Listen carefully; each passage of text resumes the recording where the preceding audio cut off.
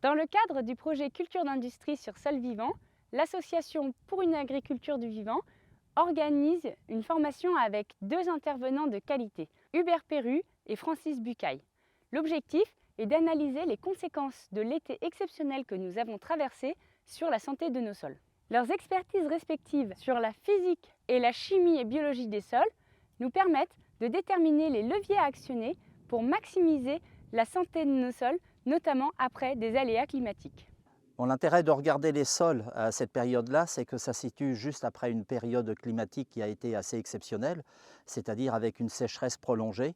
Et on voit qu'il y a une résilience qui s'installe à partir du moment où on a des racines qui descendent profondément. Et l'intérêt pour les agriculteurs, c'est de comprendre que tout se passe dans les sols. Le premier élément qu'il faut mettre au centre de la réflexion, ce sont les sols. On ne va plus raisonner comme élément essentiel d'abord les herbicides, les fongicides et les insecticides, mais au contraire, regarder la vie du sol, et à partir du moment où la vie du sol s'est réinstallée, à ce moment-là, tout ce qu'on considère comme étant des défis importants, y compris des maladies résistantes, des maladies orphelines, des maladies dues au virus, des jaunisses, etc., deviennent vraiment accessoires et sont bien plus faciles à maîtriser.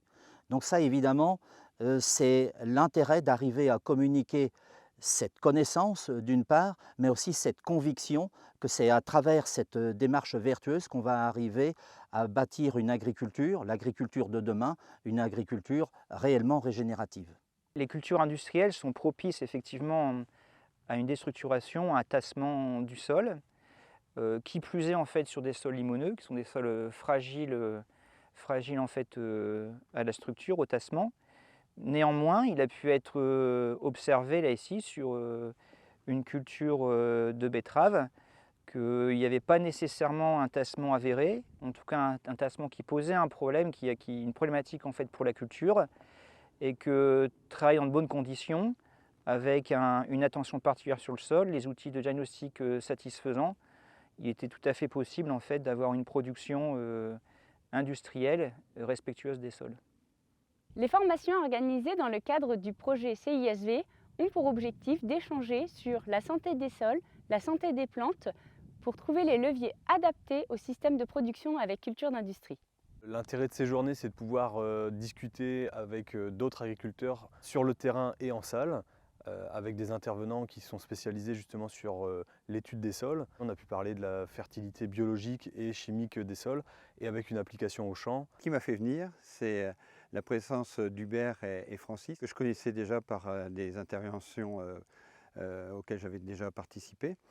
Et je l'ai trouvé très complémentaire. Un agronome pur et qui est spécialisé dans les profils de sol. Ce qui est agréable, c'est que ce n'est pas trop théorique. Il a vraiment l'approche terrain. Francis, c'est un agronome qui va plus aller vers la recherche, qui est très très pointu sur la vie du sol, sur les bactéries, les champignons. Et il nous donne une vision que nous, paysans, on ne peut pas avoir, puisque c'est de l'ordre du microscope, c'est de l'ordre de l'expérimentation. Ça, c'est vraiment le top. Ces échanges permettent de mettre en évidence les réussites comme les échecs que certains ont pu rencontrer pour maximiser et diffuser les bonnes pratiques pour développer l'agriculture régénératrice. La mise en place de nouvelles pratiques agricoles doit prendre en compte de nombreux facteurs et s'insérer dans un système de production pour à la fois produire et protéger.